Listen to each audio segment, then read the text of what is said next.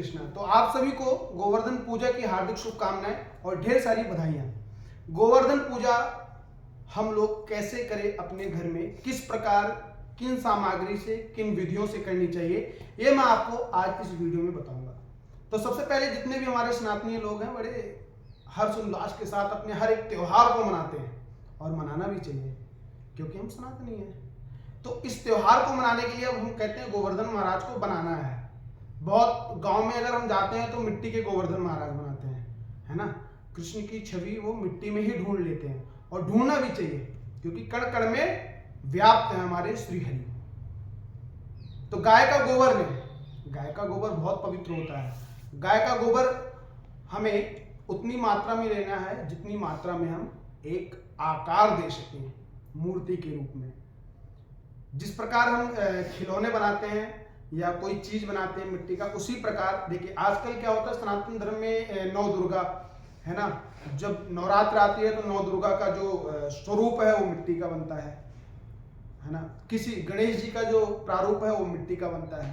तो ऐसे भगवान गोवर्धन का जो हम प्रारूप बनाएंगे वह गाय के गोबर का होना चाहिए।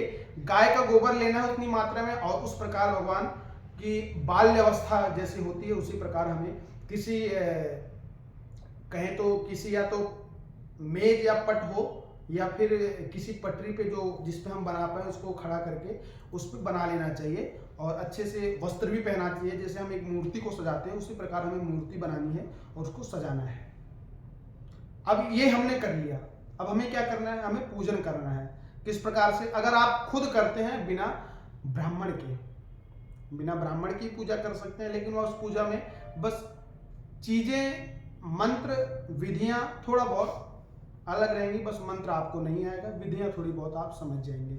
लेकिन कहते हैं जब कहीं कोई ना हो तो हमें स्वयं भी करना चाहिए, किसी के ऊपर निर्भर नहीं रहना चाहिए, ठीक है। तो हमें खुद से अगर हम करते हैं तो हमें ऐसा करना चाहिए।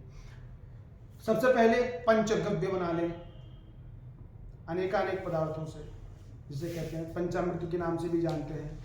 पंचगव्य जब दूसरी चीज का बन जाता है, गौमूत्र, गाय के गोबर का, ये सब ब्राह्मण के लिए होता है। यज्ञोपवीत जब संस्कार होते हैं तब उसमें पंचगव्य का वर्णन आता है। तो पंचगव्य के द्वारा यज्ञोपवीत एक संस्कार होता है ब्राह्मण के लिए, वह किया जाता है।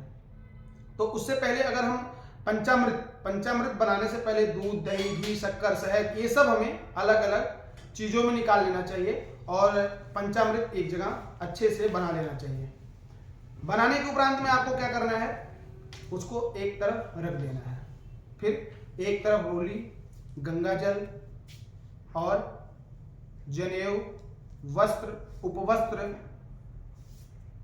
तुलसी दल, अवश्य बिल्कुल ना भूले तुलसी दल को, तुलसी दल रखना है। और आपको क्या करना है, धूप, दीपक बनाना है, अबीर, गुलाल, चंदन, ये सब अपने पास एक थाली में सजा करके फूल के साथ अक्षत रख लीजिए। सबसे पहले एक ऐसे ही आपके पास आचमनी और एक गिलास होना चाहिए, इसमें जल भर के रख लेना अपने पास। 4 बार इसमें ऐसे आचमनी में जल लेके 4 बार घुमाइए, फिर नीचे छोड़ दीजिए उसको। हाथ में पुष्प लेकर के जो भी आपको श्लोक याद हो, या हिंदी के श्लोक याद हो, संस्कृत के श्लोक याद हो, उनसे आप कर लीजिए प्रार्थना, स्तुति, क्षमा याचना, जो भी आप करते हैं। फिर क्या करना है आपको, ये 4 बार आचमनी का जल घुमा करके नीचे छोड़ देना है। फिर सबसे पहले दूध से स्नान कराइए, दही से, घी से, शहद से, शक्कर से, फिर अंत में आपको पंचामृत से स्नान कराना है। उसके बाद में आपको वस्त्र चढ़ाना है, यज्ञोपवीत, उपवस्त्र, थोड़ा सा चंदन लगाना है परमात्मा को, फिर अक्षत, चंदन के साथ अबीर, गुलाल, हल्दी, ये सब आपको सुपारी के साथ भगवान को अर्पित करना है। फिर आपको भोग लगाना है, जो कि गोवर्धन महाराज को 56 प्रकार के भोग लगाए जाते हैं, जो कि श्रीमद्भागवत कथा में भी इसका वर्णन किया जाता है। 56 भोग अगर आपसे नहीं हो पाता तो आप थोड़ा थोड़ा करके अपने घर में बना लीजिए, थोड़ा थोड़ा मात्रा में। कुछ बाहर से लीजिए, टॉफियाँ इतनी अनेकानेक प्रकार की आने लगी हैं, मिठाइयाँ इतनी आने लगी है, तो थोड़ा थोड़ा उसमें आप बना करके अपने घर में ही आप गोवर्धन महाराज जी को भोग लगाइए। अन्नपूर्णे सदा पूर्णे शंकर प्राण वल्लभे ज्ञान वैराग्य सिद्ध्यर्थम भिक्षाम देहि च पार्वती। माता च पार्वती देवी पिता देवो महेश्वरा बांधवाः शिवभक्तश्च स्वदेशो भुवनत्रयम्। इस प्रकार इन मंत्रों के द्वारा आप गोवर्धन महाराज जी को भोग लगाइए। उसके बाद भोग लगाने के पश्चात में हाथ में जल लेकर के 5 बार घुमाइए, 5 बार घुमा करके छोड़ दीजिए। पुष्प लेकर के उनका ध्यान कीजिए, परमात्मा की स्तुति कीजिए।